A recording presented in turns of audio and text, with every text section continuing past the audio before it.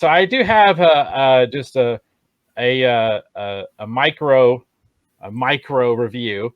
So I did actually last night I did see a new film that I thoroughly enjoyed called Paper Tigers. If you want, we can't show you the trailer here because we'll get in trouble. But if if you so desire, you can go on YouTube and do a search for Paper Tigers trailer. Apparently, this is a film that was supposed to come out, I think, actually at some point last year, but it got held up because of obviously everything going on, and I guess it kind of got lost in sort of like its release. I feel like this is a movie under normal circumstances, at least among my circle of friends. I think there might have been more conversation or discussion about it under a different set of circumstances. So Paper Tigers is a totally brand new film. I'll give you the gist of it. It's basically these three guys who train together with their martial arts master.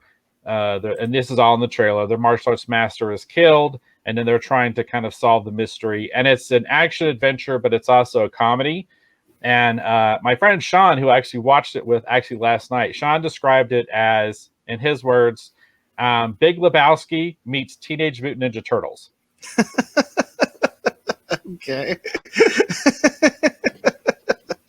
Okay. And I thoroughly enjoyed it. I had a lot of fun with it. It's interesting because I feel like it's one of those films that's flying under the radar. Like, for example, when Red Belt, I don't know if anyone in the audience might have seen Red Belt, but when Red Belt came out, it was a similar thing. I didn't hear anybody talking about Red Belt. And then eventually I ended up renting it and watching it and thoroughly enjoying it. The end sequence, the end fight scene at the end of Red Belt is absolutely incredible. And this one is really cool too. And so if you're curious to check it out, the trailer you can find on YouTube. Again, Paper Tigers. I highly recommend it. I thoroughly enjoyed it.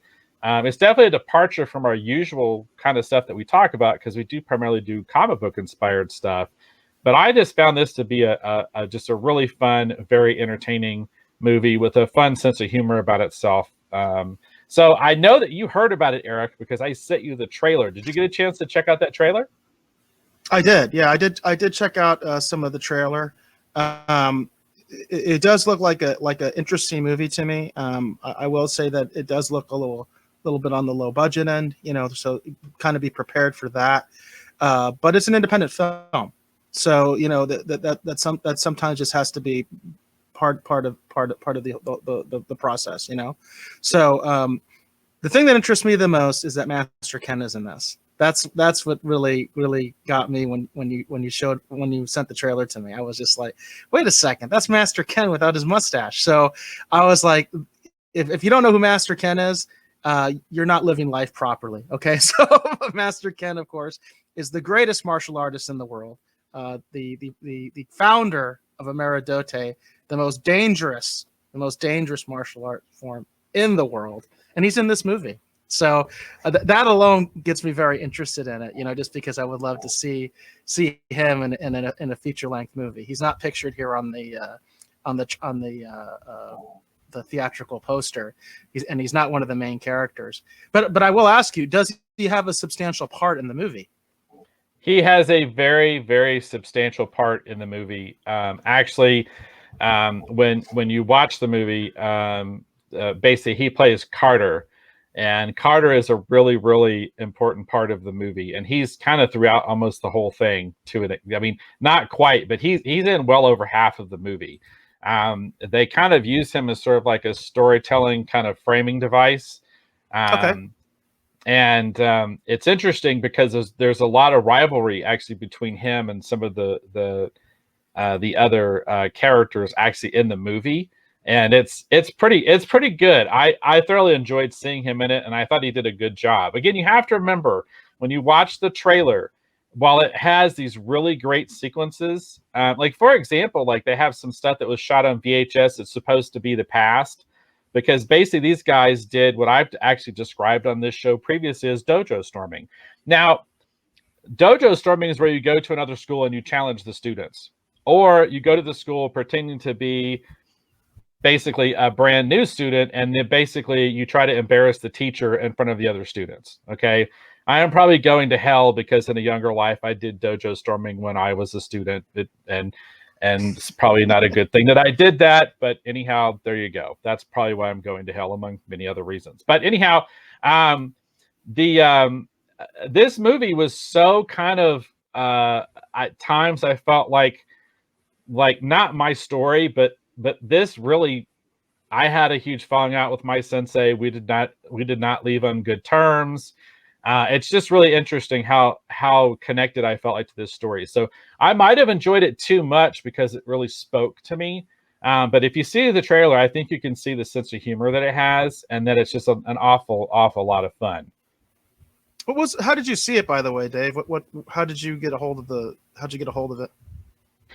Well, what used to be Google Play Movies or whatever is now actually somehow rolled into YouTube or something. I still don't understand how that worked or why that happened that way, but anyhow, so it's all kind of one thing. So I actually watched it on YouTube. So I rented it through YouTube and then watched it through that. But then, I have a lot of movies I had bought on Google Play because I thought Google Play Movies is never going to go away, right? Right? That's the thing that kills me. It went away. It went away. So it's really confusing for me now when I got to go back and watch all these stupid movies I bought digitally, which is funny because the whole time they were pushing the digital thing, they went, "Oh, you're going to have access to it forever, blah, blah, blah, whatever."